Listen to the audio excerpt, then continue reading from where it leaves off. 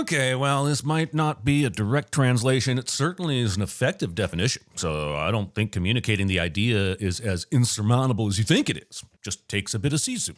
This line doesn't read, when all gold is lost. Also, nerd shit. I mean reading. The Second World War is coming to an end. Narration. Deep in the wilderness of Lapland, there is a man who has decided to leave the war behind him. Romanticizing desertion. There will ultimately be 7 chapter headings that create the narrative flow of a stepladder, so we'll get those sins out of the way now. In a place completely devoid of trees, how does one come by such a girthy post? Digging, digging, digging. Displacement? Well, I suppose we now know what was in Marcellus Wallace's briefcase. Action movie has a bathing scene with the main character showing off all their scars and ass cliche. God damn. The first 10 pages of this script must have been almost entirely descriptions of landscapes. You're loaded down with gold and there are Nazis about, but you're on a horse. You had the option to avoid the main roads, and yet here you are passing a caravan of Nazis. There's nothing intrinsically funny about an old man riding a horse. Maybe if it were one of those silly Icelandic horses, you would get a pass. But this guy's terrible sense of humor is only here to make these guys unlikable, as if the Nazis hadn't secured that reputation in name alone. The universe has just given this man multiple aggressive signs that he should take the next exit, bury his gold, draw a pirate's treasure map, and hide that map in his ass. Not saying it would not make a better movie, just saying it would make sense. Discount Neil Madonna. This gold pan is significantly bigger and more beat up than the one we saw him using earlier. Movie ruined. There are a lot of obvious parallels with John Wick going on here. The loss of a spouse, a former killing machine who was retired, and gold being buried in the ground. So I'm warning you, if this dog dies, I am adding more sins to this fucker than you have ever dreamed of CinemaSins adding to a movie. I'm not even joking. Leave this puppy alone. Get down on your knees, Grandpa! Movie goon touches someone with just the tip of their ranged weapon, so you know they are a movie goon. Thanks for the gold! We got gold! Instead of just winning, these guys choose to parody an Austin Powers character 20 years before the movie Austin Powers Parodied even came out. For a movie that is supposed to be about how strong the Sisu is with this guy, I'm more impressed at how often people hesitate and stare at him while he is obviously working out a plan to kill them. This guy, who we will soon find out has a pistol, could have shot him in the back, but he decided to give him a hug instead. The subtlety of this tank barrel as my penis shot. Also, they came to investigate gunfire riding back on top of the tank instead of inside it. What a horse. It got shot at by a tank and a heavy machine gun without throwing the rider. That's impressive. I like this horse as much as that dog. Really such a good... Oh, good God. Also, it's pretty clear that Tommy surviving things is the whole point of this movie. So in the spirit of fun, that particular sin will be suspended until further notice. See? I like fun. Wait. Bruno momentarily spares his life out of laziness because he doesn't want to pick up all the gold, completely forgetting that he has soldiers at his command who could do this. No need for anyone to worry. There's very little shrapnel in these mines. They can't even see where he is with all the dirt and smoke that was kicked up by the mine, and yet they seem to be aiming perfectly at his shield. Also, wielding a gold pan with no known handholds or straps in the textbook Captain America style. Also, why is Howard Stark out here making bulletproof gold pants? Also, at least Wonder Woman had the decency to squat a bit and pretend like legs in these situations wouldn't be shredded like loose pastrami. Cease fire! There's always one. Also, is it possible to condone the campiness of this movie, but not the gratuitous, explosive ordnance violence? Discuss. The camera right now never looks down the road because if it did, it would make us very aware that they should be able to see him and probably shoot him very easily with their many guns. They are using the women to check if the road is clear of landmines, but just because they aren't stepping on the mines doesn't mean that the tank with its gigantic footprints or the trucks with their big-ass wheels won't find the ones that the ladies miss with their feet. Did you tell him he just killed 7 of our men? Bruno has been in the tank with Wolf the entire time that he was on the radio with the general. Why his question? The dog tags belong to a man named Artemi Korpi. For some reason, when Tommy left the war behind at the beginning of the movie, he did not also leave his dog tags behind. And that reason is moving the story forward. He was a Finnish commando, the most feared in his unit. In a moment, you'll say, He became a one-man death squad. which sort of undercuts this accolade. Also, I guess this is the part of the movie where they exposit why the badass gold miner is a badass, instead of showing him do more badass things. So many of this man's difficulties in this movie could have been avoided if he had just stayed away from roads. He may be... One mean motherfucker that you do not want to mess with. but he's also kind of an idiot. These are the least observant Nazis since Hogan's Heroes. Gasoline! Discount Daddy Yankee. Release the dog. There are 2 dogs. Also, hear me out on this one. You could have the guy who just successfully shot him keep shooting him. Well, like I said, I'm not going to do what you think I'm going to do. We'll just move on as if the human body withstanding all this is completely normal. Also, fun fact, the name Molotov cocktail was coined by the Finns during the Winter War with the Soviet Union. What we must be witnessing here is the prototype that ultimately led to them putting the gasoline in the bottles instead. Finish him. He's already finished, silly. Immortal or not, the man needs air. Citation needed.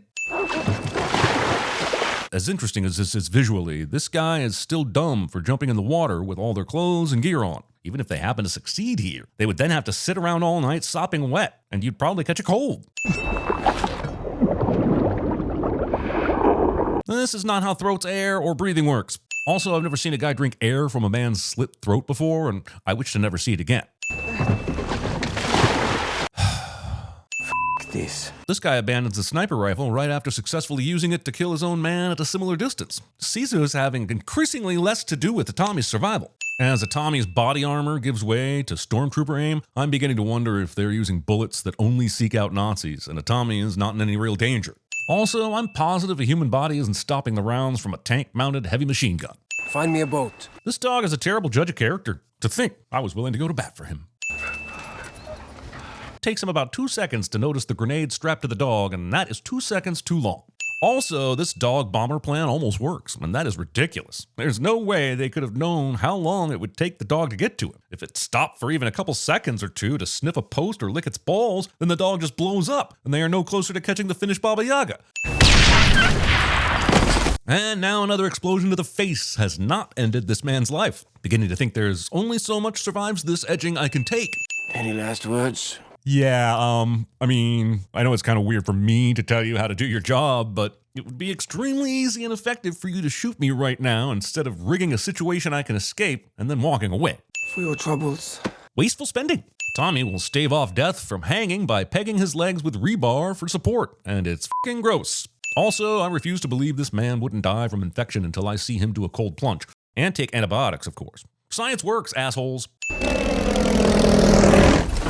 Deus ex Luftwaffe. Shoot the fucking dog! Obviously, this guy sucks, but to be clear, we should also hate the Nazis that like dogs. I can't show it because it's gross, but the amount of shrapnel he has pulled out of himself is too paltry for the number of grenades and landmines we've seen this guy take to the chest. Google is now concerned that I'm cleaning my wounds with gasoline, and yes, this is more likely to do more harm than good. This dog is absolutely chowing down right now, and the problem is that I don't know if I'm f***ed up for immediately thinking this is human remains he's eating, or the movie is f***ed up for wanting me to believe that. I just want to know I'm still a good person. Come and take a look at this! Cliché. That's my rope. It is his rope, but without proof that you put your initials on it, I refuse to believe you can rule out the possibility that there just might be two ropes out in the world that look alike. We all know the story. You'll see what happens when you take everything from him. Yeah, we do all know the story, but I must remind you it's called John Wick. Do you really believe that he's immortal? No, he just refuses to die. Scene doesn't explain how the two are functionally different. We have a word for that in Finland, but it's impossible to translate. Making me amend the bylaws to say that if any references or definitions without a shadow of a doubt mentally evoke the movie title in the viewer's mind, it is well within the rights vested in me by myself to declare two words that can be translated. Rula lopu textit.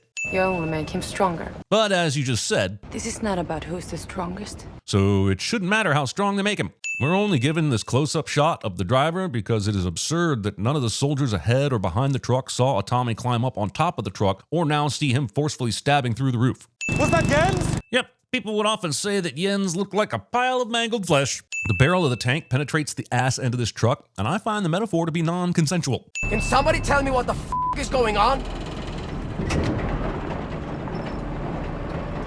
Nothing.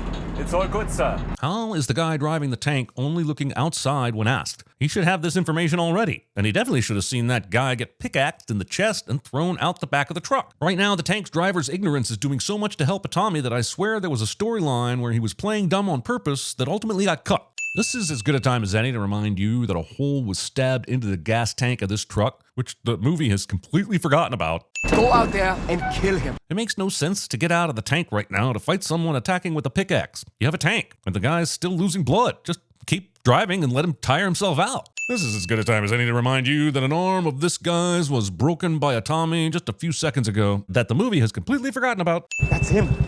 It's Koshai. Okay, let's break down the steaming pile of convenience here. 1, he hadn't already killed these 2 goons as he should have. 2, they didn't immediately gun him down as they were approaching, as they should have. 3, they will gift him a vehicle so he can catch up to Bruno at the airport. 4, this entire transaction happens faster than it takes to confirm an Uber. The way he lets Wolf live is a really weird choice. He's not done killing all the Nazis for stealing his gold yet, and he doesn't know the women are waiting in the fog to do a dramatic reveal. The movie thinks that making us and this guy think for a moment that he is going to get away is more effective than if a Tommy just sees the women show up and leaves his punishment up to them. And the movie is wrong.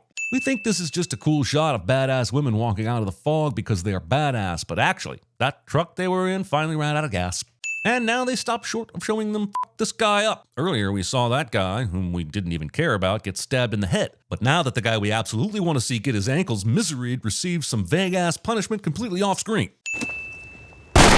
Shooting the unexpected redemptive arc that I personally wrote for your movie right in the head. Parking your tank in front of your plane and shooting the tank driver when you are about to get on said plane and have to drive that. Good thing one, both, or everything here is CGI and the story can move forward regardless of this logistical hurdle you've created. This is ridiculous, but I kind of love it. Chekhov's bomb.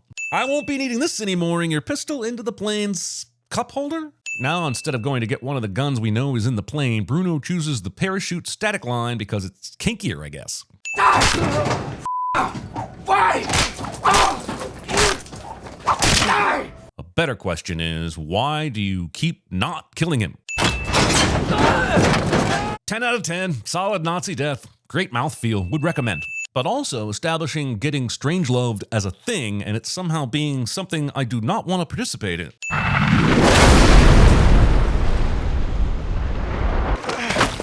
Holy balls! Okay, fine, you forced my hand. The immortal father of David Dunn from Unbreakable fucking survives this! Tätä kusipäätä vaille helvetissä. But why is this asshole not in hell? Revenge thriller momentarily forgets to revenge thriller. Seteleitä. Isoja. Kiitos. Ei ole sitten niin perkeleen raskas kantaa. But you'll lose the stability that gold offers during chaotic times, such as war. At least keep like 10% to hedge against inflation. Gah! You would think an immortal would prefer to protect their purchasing power for the long term.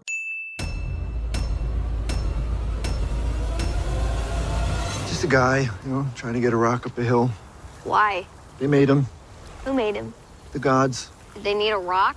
The Second World War is coming to an end. Hey, third one's the charm. Deep in the wilderness of Lapland, there is a man who has decided to leave the war behind him. His name is Simple Rick. What? You and you. On the sides of the road now! We have names, you know. The Russians, they gave him a name. Solenia. The Pickle Man. The road is clear, sir. You know you're driving, right? My God, he's gonna say it! Say what? Avengers! Flame on! Sorry, what now? Immortal or not, the man needs air. I don't need fresh air. You're a bad dog. Do you really believe that he's immortal? No. He just refuses to die. How is that different, huh? That's him. It's Solenia.